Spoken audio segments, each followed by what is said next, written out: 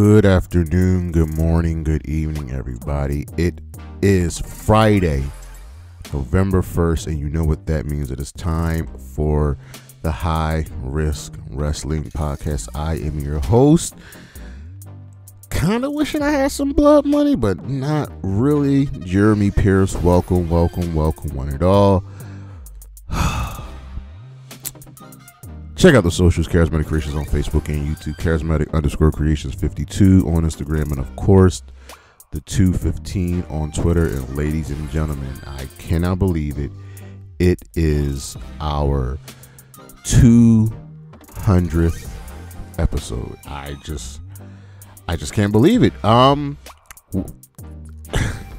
know what to do. I don't know what to say, but we're going to talk about it a little bit more. But today's episode is also about Crown Jewel. Yes, Blood Money 84 is going down. We're going to preview the show, make our predictions, but for now, you know what's next, so just go on and hit my music.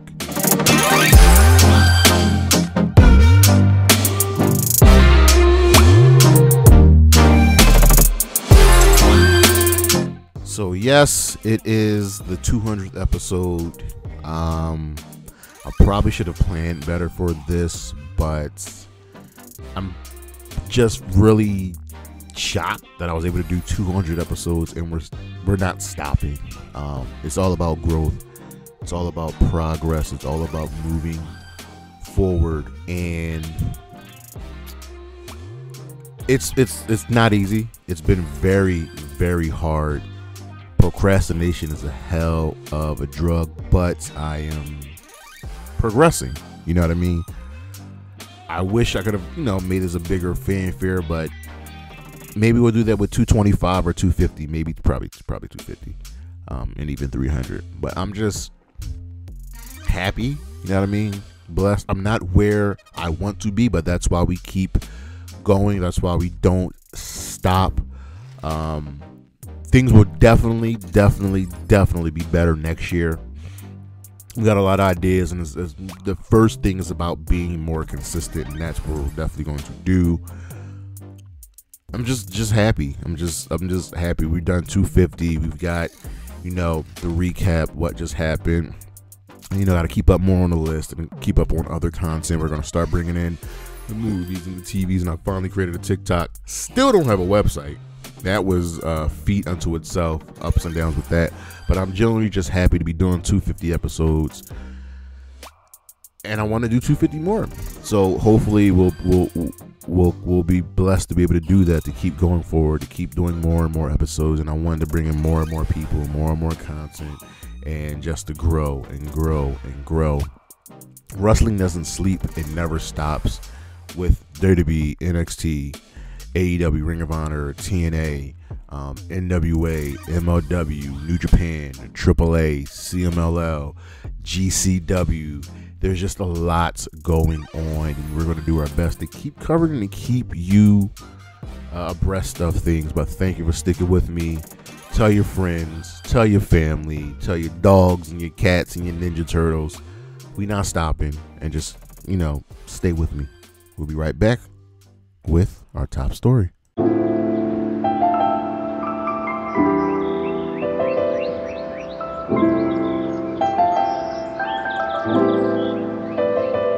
All right, so I will not be before you very long. Crown Jewel 2024 is going down. It's going down this Saturday, and we've got not really a bad card. But let's look at last year's show first before we go on with this year's show. So last year's show had 8 matches, one on a pre-show. On the pre-show, we had Sami Zayn defeating JD McDonough. And then we had Seth Rollins on the main show defeating Drew McIntyre to retain the World Heavyweight Championship. I did not like this result. I didn't like that the last ending year of the Seth Rollins. He just kept winning too much.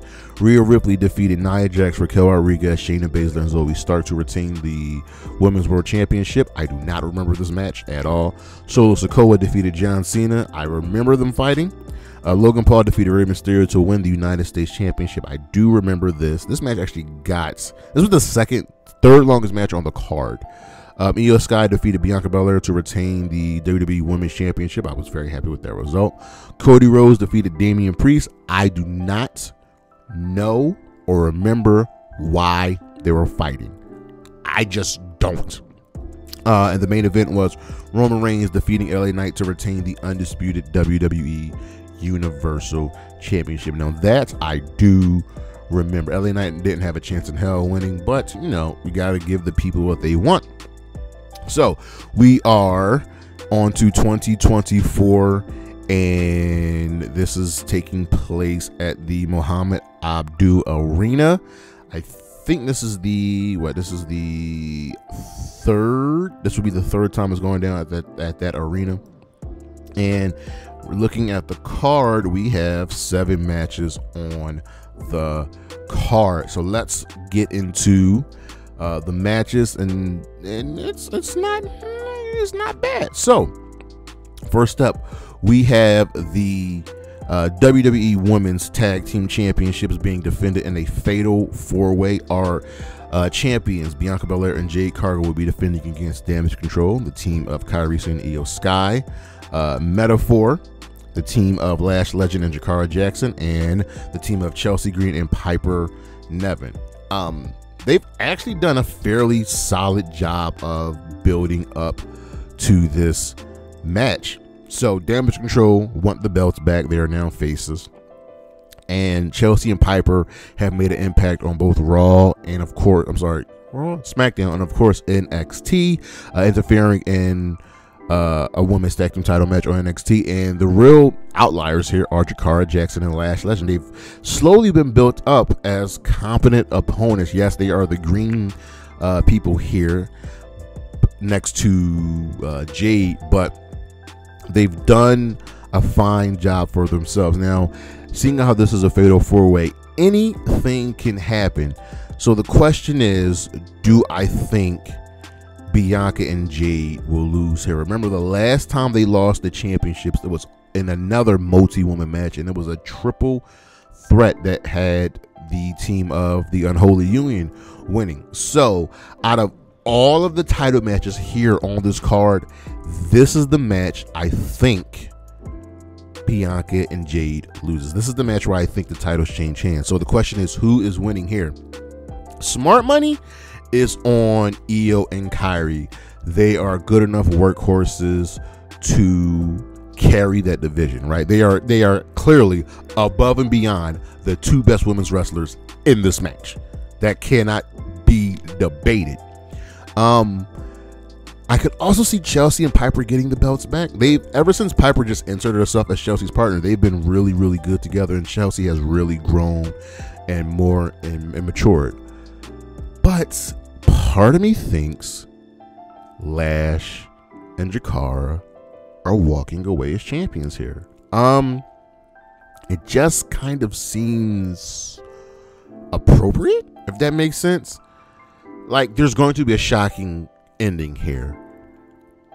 Jakara and Lash is that shocking ending. Bring the titles back to NXT, because there are a plethora of teams on NXT, and then maybe bring them back to the main roster. But you've got to give the newcomers the rub here, just ever so slightly. So I'm going to take Jakara and Jakara and Lash Legend to win here. Next up, we have a triple threat match for the WWE United States Championship with LA Knight, defending against Andrade and Carmelo Hayes. And this is probably the easiest match to predict.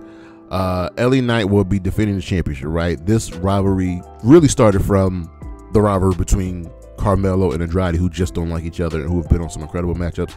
And in that 7th match in their best of 7 series, LA Knight was the special guest referee and caused, well, both of them to lose, right?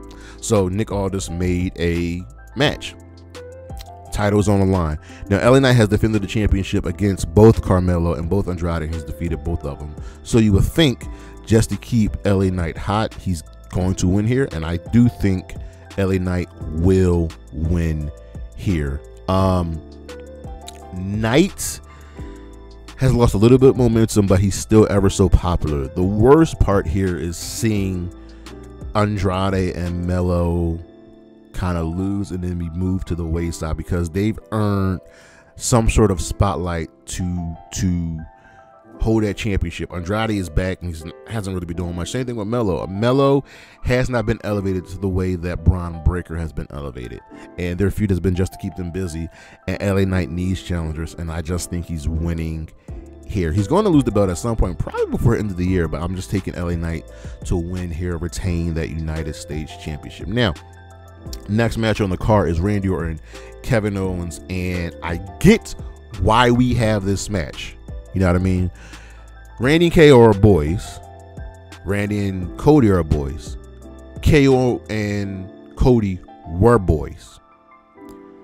And KO is pretty pissed that Cody ended up teaming with Roman Reigns, and he has the right to be. Roman and the Bloodline were a thorn and a nuisance to Kevin Owens for 2-3 years, and now Cody just teams with Roman. We know why he teamed with Roman. That doesn't make sense. And Randy's like, listen, he did what he did. I told Cody, don't make this a problem. And KO's mad that Randy took Cody's side, and I would be too.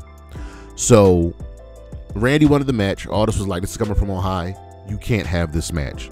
And Randy went above Nick and went straight to the man he knows the best, Triple H, who is in charge. And Triple H was reluctant to give Randy the match because he's like, listen, this KO is dangerous.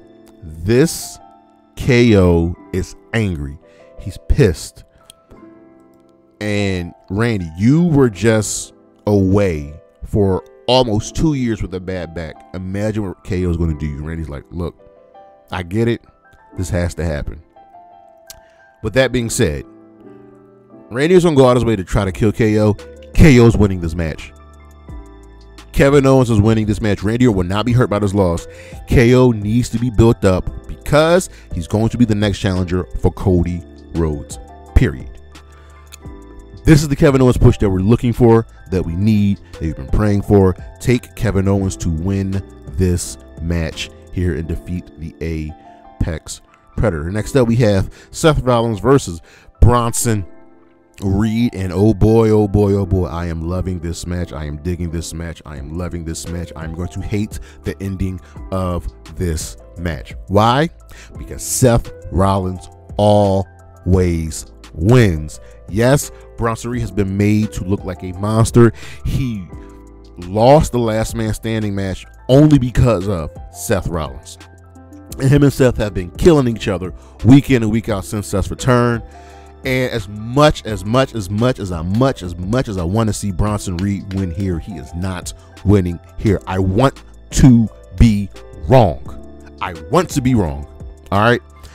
Bronson Reed has been nothing short of amazing since this push started, but Seth Rollins just doesn't lose. I thought Seth should have lost to Drew last year. I definitely thought Seth should have lost to Shinsuke Nakamura. Seth doesn't lose. The question is, how will Bronson Reed look coming out of this match? Because no matter who wins, this feud is going to last the rest of the year to keep both these men away from the World Heavyweight Championship. Just take Seth Rollins to win. That's where the smart money is. And that's just where the smart money is. Next up, we have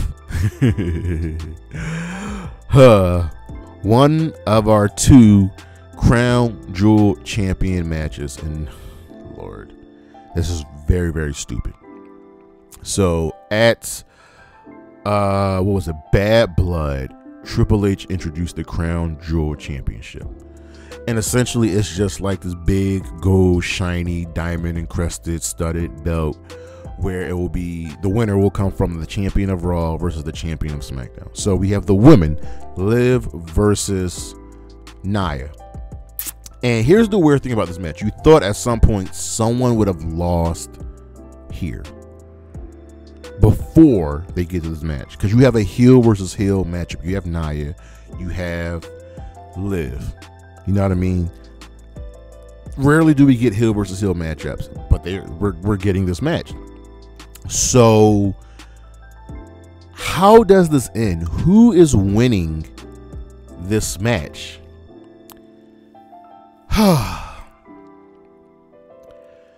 Nia will have Tiffany Stratton and probably Candice LeRae with her. Tiffany has the money to bring briefcase. Liv will probably have Raquel and Dom with her. That's better than having Candice and Tiffany. With the news of Rhea Ripley being injured and out, I think you have to go with Liv Morgan to win here, just to make Liv and Rhea and Raquel look more dominant. I think you've got to take Liv here. This won't be a pretty match. It'll be an interesting match for sure, but I just don't see Nia winning, only because of what happened with Rhea. Liv has been great. Nia's been better since becoming champion. Nia's been actually amazing since coming back this year.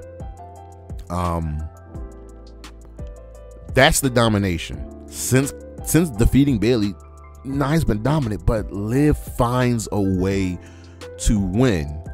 Now, since Liv is winning, does Tiffany Stratton cash in here? This can go one of three ways.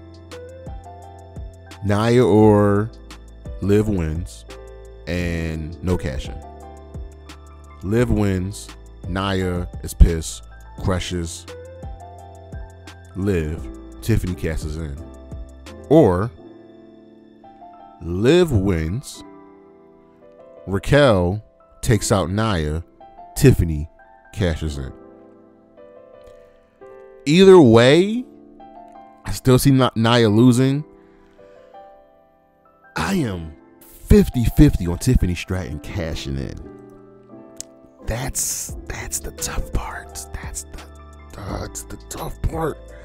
So take Liv to win, but I don't think Tiffany cashes in. I don't think she cashes in. And we have our other Crown Jewel Championship match, Cody Rhodes versus Gunther. Now this is going to be an amazing match. This is going to be very, very good. I don't care who wins. I don't really care. But it's the storylines that's going to come out of this. So Cody talked about what makes him go. What's his motivation? And he said the top motivation is his daughter. And Gunther's like, bro, you didn't need to do that. You didn't need to make this about yourself and your family. This was supposed to be literally champion versus champion. Who is the better man? Period. And that's great. But Cody always needs something more. Gunther doesn't. Gunther's winning. I know Cody always wins and he kind of loses a tag match here and there. Gunther's winning. Let me repeat that. Gunther's winning. And why is Gunther going to win? A little help from Kevin Owens, which sets up the KO Cody feud. Gunther's winning. It's going to be a really good match. There's going to be a lot of near falls. But ultimately, what did I just say? Gunther's winning. It's going to be a good match. And lastly, which is probably the main event, we have OG Bloodline versus New School Bloodline. We don't know which members of the Bloodline on Solo side. I am very, very shocked they announced this match so early, because we still haven't had Jay and Roman really hash things out, and that's going to be a long time, right? Jimmy and Jay have hashed things out, and with the added layer of Sami Zayn in the background just talking to Solo on Raw, this is very interesting, because Jimmy can be like, yo, Jay, he's clearly talking to Solo. What is he doing? And Sami could just be like, yo, I'm just trying to tell Solo, we leave Jay alone. I'm looking out for you. You may not say I'm not family. You say I'm not family, but we know that's different. You know what I mean? You don't mean that.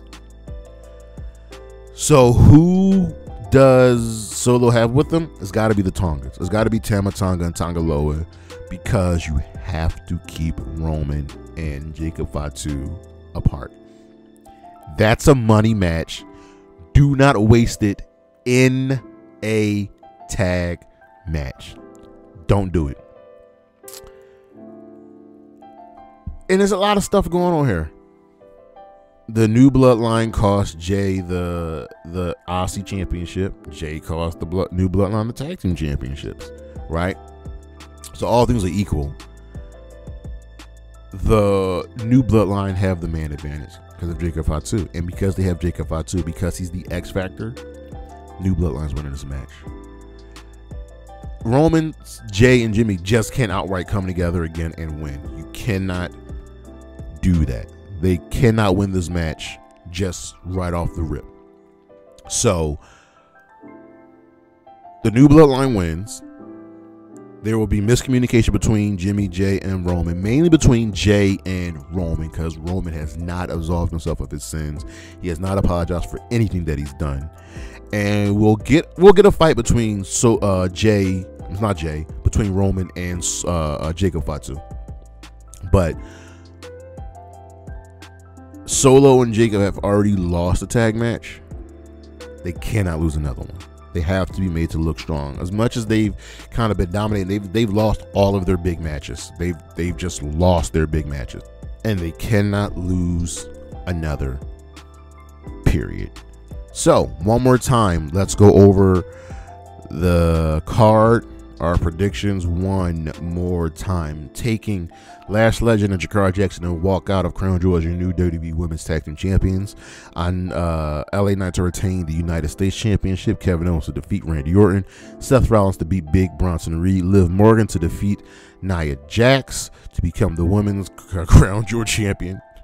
Gunther to defeat Cody Rhodes to become the Crown Jewel Champion. And the Bloodline to defeat the OG Bloodline. It's a good card. It's actually a good card that actually has good stories within. It doesn't look like it's just been thrown together. Kind of excited for it. We'll see what's gonna happen. We'll see what goes down. But that's our show. Thank you for listening. Thank you for watching. We'll get I gotta get the November schedule up, so check that on the screen. We've got a bunch of stuff coming up for November. I'll be playing that for you. Check out the socials, Charismatic Creations on Facebook and YouTube, Charismatic_Creations52 on Instagram, and of course the 215 on Twitter. And as always, Anna J, Chris Statlander, Willow Knight ain't gonna get Will soon, girl. Gigi Dolan, Bailey, and Isla Dawn. Holla at your boy. Peace.